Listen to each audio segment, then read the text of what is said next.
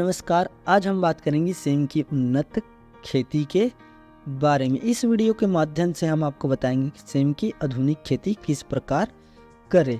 तो उन्नतशील किस्में एक एकड़ में कितने बीज की रिक्वायरमेंट पड़ेगी और एवं कितने दिनों में सिंचाई करें, बैट की तैयारी कैसे करें, स्पेशल डोज कितने दिनों में दें, खाद कितने दिनों के अंदर में डालें।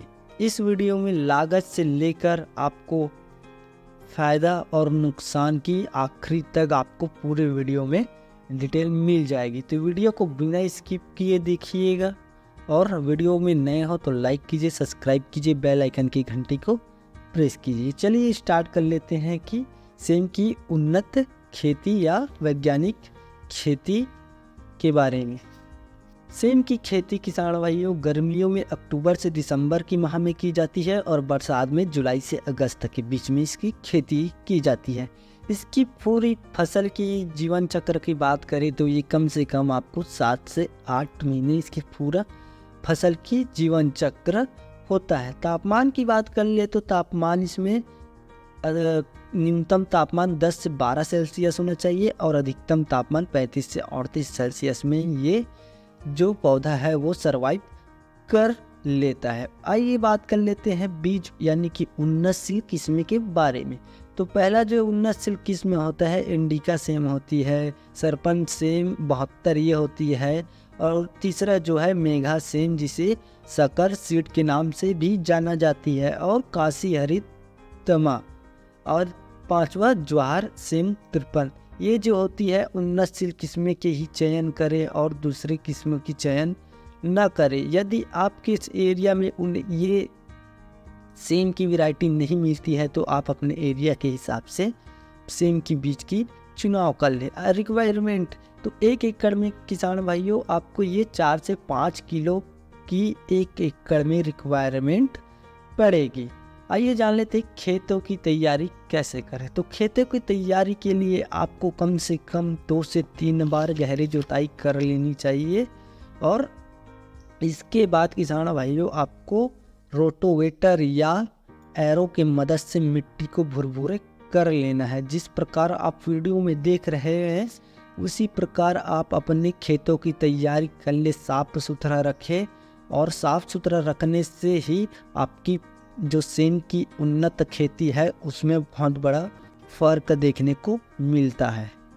जब आप खेत की तैयारी कर रहे होंगे किसान भाइयों तो जब आप लास्ट इसकी जुताई यानी कि रोटोवेटर कल्टीवेटर जब इसकी कर रहे हो तो उस टाइम आपको ले लेना है DAP 50 किलोग्राम, SSP 50 किलो और मोनो पोटास आपको लेना है 20 किलो और साथ में किसान भाइयों 2 से 3 ट्रॉली आपको गोबर खाद ले लेनी है लास्ट जुताई के टाइम। अगर आपकी सिंचाई की बात कर ले तो सिंचाई किसान भाइयों आप ड्रिप विधि से भी कर सकते हैं एवं छिड़काव विधि से भी कर सकते हैं एवं स्प्रिंकलर विधि से भी आप सेम की खेती में सिंचाई कर सकते हो।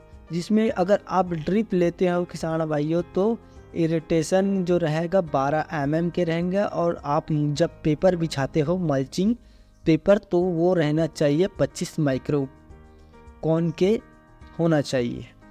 और एक बात और हाँ कि अगर घर का बीज हो किसान भाइयों तो बीज उपचार जरूर कर लो। जेलोरा नाम का फंगीसाइड आता है उससे आप बीज उपचार करके ही लगाइए। तो बेड की तैयारी किस प्रकार करना है किसान भाइयों, जैसे कि बेड की तैयारी जो है कम से कम 4 से 5 फीट होनी चाहिए। जिस प्रकार आप वीडियो में देख रहे हो उस प्रकार बेड की तैयारी कर सकते हैं और बेड की जो ऊंचाई है 1 फीट ही कर देना चाहिए। इसके बारे में हम पूरा फुल डिटेल में आपको बता देते हैं कि बेड की तैयारी एकदम कैसे अच्छे से करें। तो बेड की तैयारी आप मंडप विधि से कर सकते हो, मंडप बनाकर आप बेड की तैयारी कर सकते हो जिसमें 1000 से 1200 बांस की आपको ज़रूरत पड़ेगी और जो है बांस की जो कटिंग होगा वो 10 फीट की होनी चाहिए। इसके बाद आपको ज़रूरत पड़ेगी पेट वायर, धागा, रस्सी जो भी है आप इसको इन बांसों के माध्यम से डालते हुए ले जा सकते हो जिससे कि सेमी की जो नार होती है जो पौधा होता है उसमें आगे बढ़ता जाए।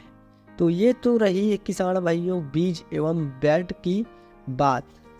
जो पौधों की दूरी होती है किसान भाइयों, वो कम से कम 2 से 2.5 फीट के बीच में होनी चाहिए। जो पौधों से पौधों की दूरी है वो। अगर बात कर लेते हैं सिंचाई की, तो इसमें सिंचाई जो होती है, अगर आप नॉर्मल विधि से सिंचाई कर रहे हो तो 8 से 10 दिनों के अंतराल पर आप सिंचाई कर सकते हो।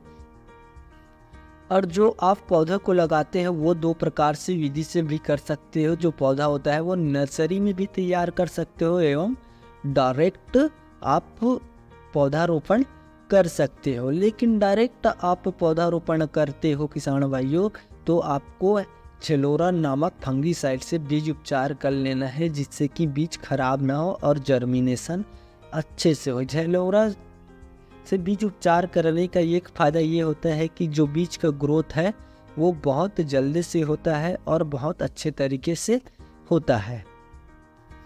और रही सिंचाई की बात, तो आपको 8 से 10 दिनों के अंदर में आप नॉर्मल विधि से सिंचाई करते हो तो आपको 8 से 10 दिनों के बीच में आपको सिंचाई कर लेना है। और वही आप ड्रिप के माध्यम से सिंचाई करते हो तो 4 से 8 दिनों के बीच में आपको ड्रिप के माध्यम से सिंचाई करना है। खरपतवार का जो बात कर लेते हैं, तो खरपतवार जो होता है किसान भाइयों, आपको इसमें कोई रासायनिक कीट खाद नहीं लेना है। खरपतवार के लिए रासायनिक चीज़ उपयोग नहीं करना है।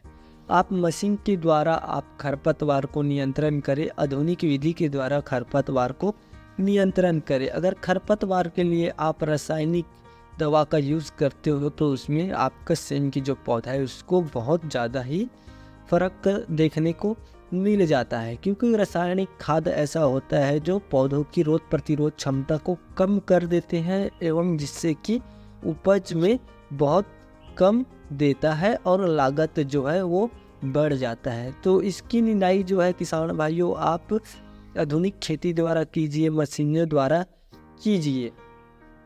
और जो पहला निदाई है वो 35 दिन के अंदर में कीजिए, 35 से 40 दिन के अंदर में। और दूसरा निदाई जो है 70 से 80 दिन के बीच में कीजिए। आइए बात कर लेते हैं स्प्रिंग सुडोल के बारे में। तो पहला जो स्प्रे आपको ले लेना है जो है कि फंगीसाइड। ऐसे तो इसमें कोई कीट वीट जल्दी से लगता नहीं है। अगर आपको इसमें लगने को देखने को मिलेगा रोग तो वो है फंगीसाइड। तो आपको इसके लिए कोई भी फंगीसाइड का उपयोग कर लेना है, जिससे कि आपको 2-3 ऐसे कीट होते हैं, जो कि एक चमकदार टाइप का कीट आता है और दूसरा जो होता है सफ़ेद मक्खी होता है और तीसरा है जो फंगीसाइड होता है।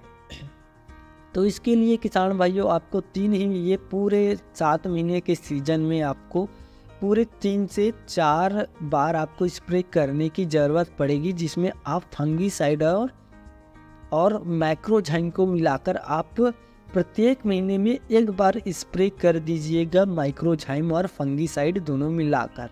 अब बात कर लेते हैं इसकी खाद के बारे में। तो पौधे रोपण के बाद खाद हमें कितने दिनों में देना चाहिए एवं कितनों मात्रा में देना चाहिए। तो आपको पहला जो खाद देनी है किसान भाइयों वो है 25 से 30 दिनों के बीच में आपको देना है, जो कि माइक्रोन्यूट्रॉन और यूरिया को दोनों को एक साथ मिक्स करके जड़ के जो भाग है उससे 6 से 7 मीटर की दूरी के अंतराल पर आप यूरिया खाद और माइक्रोन्यूट्रॉन को आपको ले लेना है, जिसमें कि यूरिया खाद ले लेना है आपको प्रति एकड़ के हिसाब से 25 किलोग्राम।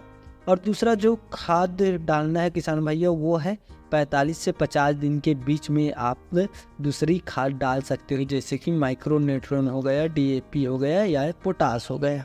तो इन दूसरी जो खाद होती है 45 से 50 दिन के बीच में डालना चाहिए।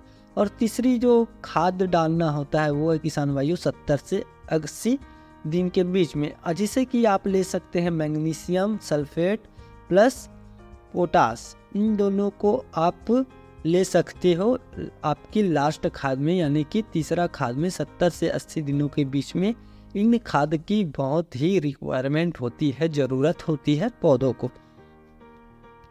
आइए बात कर लेते हैं इसकी हार्वेस्टिंग की।